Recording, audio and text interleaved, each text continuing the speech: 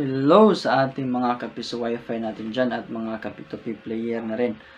So this time is ipapakita ko sa inyo ang aking naging setup sa ating Ubiquiti Lightbeam M5 Ubiquiti Lightbeam 5AC Gen 2 patungo sa ating Ubiquiti Lightbeam na M523. So, i-review ko lang sa inyo guys kasi na-finalize ko na at wala na akong naging nakita ang problema. Distance nga pala is nasa mga 1.9 or nasa mga 1.8. Almost 2 km yung distance niya. So, yung bago pa lang ang aking P2P is ano siya, tawag dun. Meron naman siyang signal pero pawala-wala yung kanyang megabyte na yung internet niya na RxTX ba, pawala-wala siya. So, ayun ang problema ko kaya nag-adjust ako sa mga frequency, mga tawag doon, mga transmit power, mga wireless settings, ginalaw ko na lahat at ngayon nakita ko talaga ang main problem niya and nakuha ko na rin ang sikreto. Okay, so ipapakita ko sa inyo guys kung paano ko ginawa. Usually sa mga nag P2P player na mga kakasimula lang tulad ko is gagamit lang tayo ng mga mura na mga antenna like M5 na mga use na or mga Gen 2 na mga use. So possibly ma-encounter nyo ang problema na to kaya watch out sa ating video para ating malaman kung ano ang mga possible settings at ma-adjust nyo na rin. Kung mayroon kayong existing na setup Gen 2 to M5 na problema kayo kasi pawala-wala yung internet doon sa station sa ating M5, kahit naman malakas yung signal, makikita mo naman sa dashboard ng ating Gen 2 is malakas ang signal. Tulad sa case ko is meron siyang line of sight. So makukuha mo talaga yung negative 60 or negative 70 ganyan kung malakas ang hangin. Pero pawala-wala yung kanyang internet kaya need ng adjustment para makita natin or kung ano ang naging problema. Kaya sa ating video guys is i-share ko sa inyo kung ano ang aking mga naging final settings. Kasi ngayon is wala nang problema at saka pinapagapan ko na rin sa mga area doon na tinapunan ko ng M5. Ang kagandahan kasi ng M5 guys is malimit na yung internet niya. So, tulad ko is naka-residential pala yung aking PLDT. Kaya, hindi dapat na lahat ng internet ko is ipapasa ko doon sa aking M5, aking P2P. Kasi meron din akong piso wifi dito at saka meron din akong lab GPS. So, para malimit na hindi siya sagad na 200 or 300 MB ang matapon doon, is ginamitan ko lang ng M5. Para at least nasa mga 80 MB lang yung max niya. At dahil sa wireless P2P siya, magda-drop pa yan na mga 40 to 30 na lang. Okay, so at least solid na siya yun. Yung 30 MB is very solid na. So, pwede ko nang i-share. So, sa next video guys is ipapakita ko sa inyo aking naging setup doon para sa fiber latag mula sa M5 patungo sa fiber latag na. Meron akong isang distribution doon para sa ikalawang piso wifi ko. So, the same area. Mahirap na kasi kapag i-M5 ko. Kasi gastos na ng antenna at saka mga tubo ayun. So ginawa ko is since nasa mga 600 meters lang is binilhan ko na lang ng FOC. So sa next video na yon. So ngayon is punta tayo sa computer at i-check natin kung ano ang aking mga naging settings, mga final settings ko na very solid. Okay, so usually is itong setup na to guys is very good siya kapag nasa mga 2.5 distance, 2.5 km below yung ating distance. So, kailangan natin i-adjust yung ating Gen 2 at saka ating M5 para hindi siya ma-suffocate. So, para yung problema na pawala-wala ang internet kahit very good naman yung signal niya, yun ang naging problema ko last time. Ngayon is wala na. Okay, so, punta tayo sa ating computer. Alright, so unahin natin i-open guys itong ating Gen 2. Ayan, so na-configure ko na to. Sa mga beginner pa dyan, is kung magtanong kayo kung paano kinonfigure ang static IP na to kasi hindi to default ng Gen 2. So, meron tayong video guys dyan sa nasa ating card section. Lab GPS o Gen 2 na na setup. So, ito is i-review na lang, kaya aking ilagin ng aking Gen 2. So, just in case hindi nyo makuha, is i-message nyo lang po ang aking Facebook page or mag-comment kayo below para ma-guide ko kayo kung paano i-buksan or tawag doon, yung first timer na pagbukas ng ating mga Gen 2, guys. Okay. So, ito na ang aking naging login information kasi na set up ko na ang aking Gen 2. So, ngayon is i-review na lang natin. So, makita nyo ang ating throughput output capacity. Ayan. Nasa mga 62 MB. Ayan. So, distance 1.95. Ayan, makikita nyo guys is dito. Ating device model na station is Lightbeam M5. Ayan. So, ang ating naging tawag dito, naging access point is Lightbeam AP. Lightbeam 5 AC. Ayan. So, ang ating naging remote or station is naging Lightbeam M5. Ayan. So, ano ba ang naging settings ko dito, guys? So, ito yung sinasabi ko, guys. So, kasi M5 yung receiver niya. Ang kaya niya lang i-download at i-upload is 80 MB. Ayan. Hindi na yan nalagpas sa mga 100 or 100 and up. Hindi na yan. So, yun lang ang kagandahan ng M5 kasi malimit na yung pagpasa ng ating internet doon. So, hindi mauubos yung internet natin dito sa bahay. Okay, punta ka lang dito guys sa wireless settings. Ayan. So, dito yung pinaka-crucial na part. Kasi ito yung mga naging settings ko na naging stable yung internet connection doon sa aking station. Okay. So, first is yung access point. Access point mode is turn on yan. So, baka magtanong kayo bakit naka-off yung point-to-point mode kasi Gen 2 to M5 lang. Kasi guys, kapag in-on nyo yan, ayan, makikita mo is only Air Max. Ayan. Yan yung problema kasi si M5 is hindi siya Air Max yung kanyang OS. Okay? So, mga Air Max AC guys is ito yung antenna na latest ng Ubiquiti na may Air OS 8 ang kanyang OS niya. Kasi sa M5 is Air OS lang. Ngayon, sa mga latest na mga Air Max is naka Air OS 8. Okay, so off natin. And then channel width is 20 MHz. Ayan. So frame duration guys is by default naging flexible like this yan.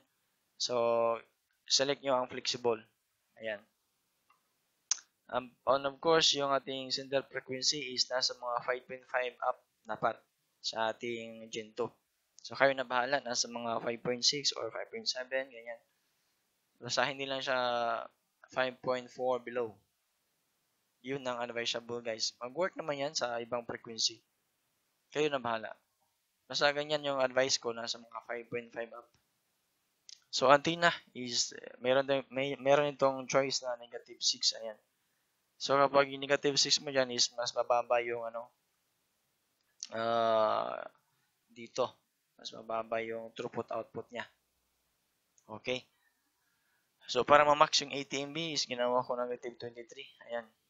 So, since malapit lang siya guys, meron siyang line of sight. Ito ang i-adjust natin. Negative 18 dBn output power. So, pwede nyo dahan-dahanin guys. Yung, since yung default is negative 25 yan or negative 24, i-adjust nyo sa negative 22. Ayan. So, observe nyo na lang kung hindi mawala ang internet. Hanggang sa akin is naging negative 18. Ayan.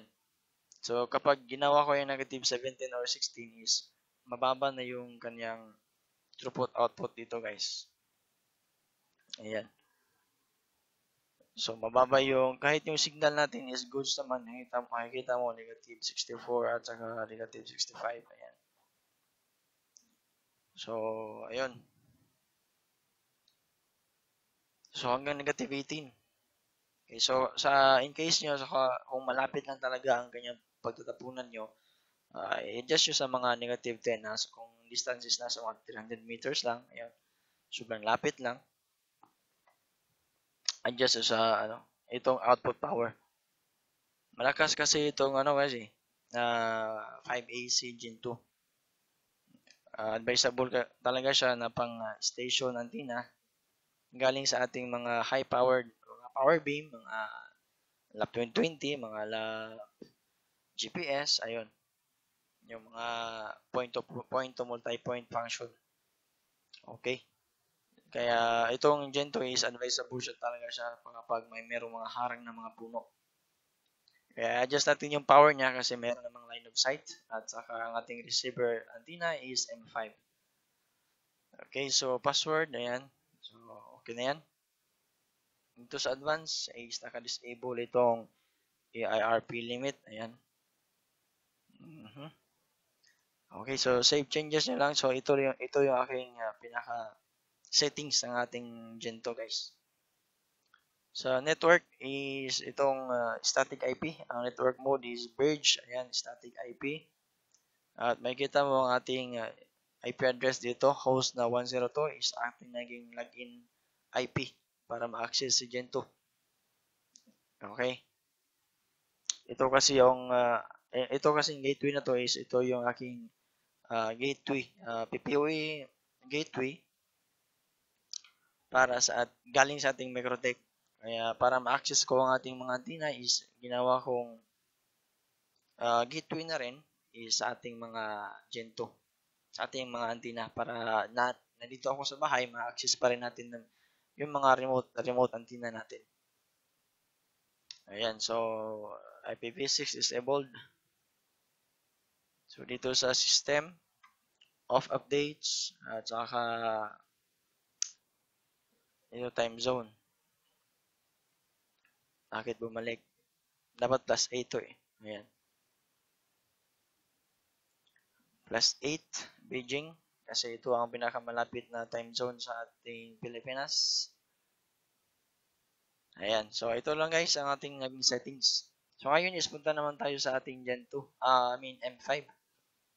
Ang IP address ng aking M5 is 192.168.11.12. Ayan. 11.12. So, ito yung ating M5. Makikita mo, Air OS lang na kanyang OS.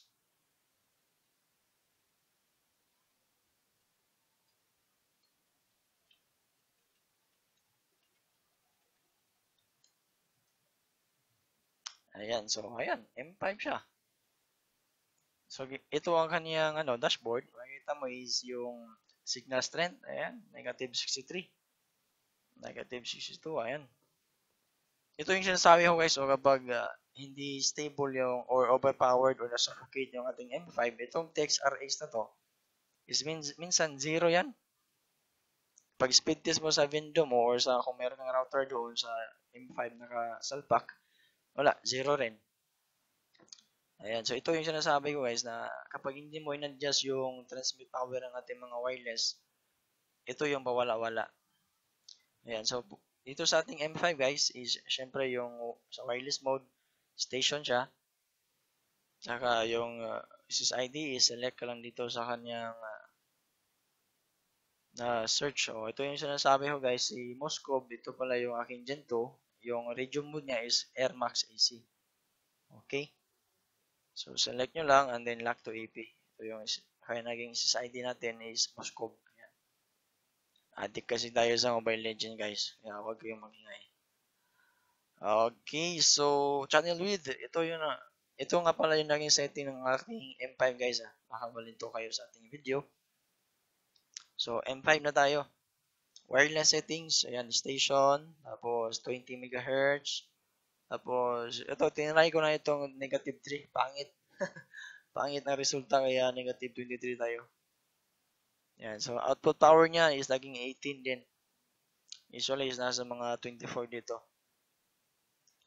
Tapos, ayun. Wala na. Wala na ibang naging settings. So, ito lang yung i-adjust nyo kapag itong output power DBM. Kapag may line of sight or sobrang lapit lang, nasa mga less than kilometer, ayan. Sa akin nga pala is nasa 1.9. Tapos kapag mahangin, since kawayan lang pala yung nilagyan ko ng M5 guys, kaya yung ating ito yung atong ating signal is pa sayaw-sayaw. Ayan. Kasi kapag mahangin talaga siya, ayan, wala nga eh. At siguro malakas ang hangin doon sa pinaglalagyan ko. Ayan, makita mo. Nawala yung air max quality or air max capacity niya. Bigla-bigla. Ayan, so siguro mahangin doon ngayon, kaya ayan, pasayo-sayo yung ating signal. Ating i-check sa ating window guys kung meron bang internet kahit ganyan ang sitwasyon niya. And I suppose is meron yan. Kita mo naman, hindi naman nawala ang ating TXRX rate. Ayan, so sa wireless guys, review natin ha. So ito aking magandang settings, station, negative 20, may choice dyan, negative 40, auto 40, 2040, ayan, so aking i-fix sa 20. Tapos antenna, negative 23 yung feed. Tapos output power, 18. Tapos max TX, MC7 tayo. Ayan. So network, saka sa network, so static IP niya, 11.12. Ang ating Gento is 11.102. So ma-access natin because they are on the same gateway ng ating Microtech. Ayan, disable IPv6.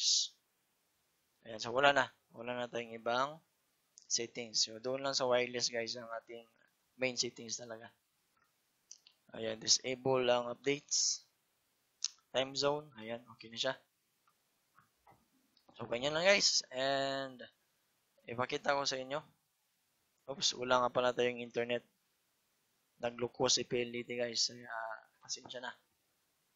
Pero ipakita ko sa inyo kung paano ang pag-access sa aking mga window. Kahit nandito ako sa bahay. Ayan, makita nyo yung aking window is merong 192.168.11. Ano ba yung window ko? 250. Ayan, pasok sa ating insert coin. Ayan. So, punta ka lang dito sa ating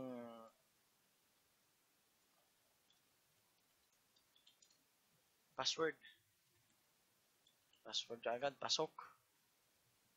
Sayang. Sayang guys kasi walang internet. Nagloko kasi si PLDT.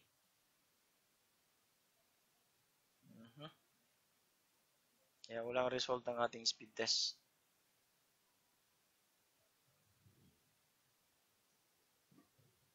So, yun lang guys sa aking mga naging settings. Ito sa ating Gento at saka sa ating M5. Ayan, so ma-access natin ang ating window. Wala lang internet ngayon kasi nagloko si PLDT. Sayang. So, hopefully is dadami ang ating guys, client dito. Next video is ipapakita ko sa inyo ang aking fiber latag doon. From M5 to fiber latag. Hopefully is dadami sila doon para makapag-upgrade tayo ng internet at makalipat na rin sa ibang ASP. Or possible mag-dual ASP tayo kapag kakayanin na ng ating revenue. Ibang usapan na yan. Okay, so see you next time guys and thank you so much for watching. If nakatulong ang ating video sa setting ng Gento to M5 setup, ayan, so please subscribe and share na rin at like sa ating Facebook page. Ayan, so paki-follow na lang kung may katanungan kayo is meron tayong link sa ating Facebook page sa ating profile guys. So message me there or sa ating Gmail. Ayan. See you next time and thank you very much.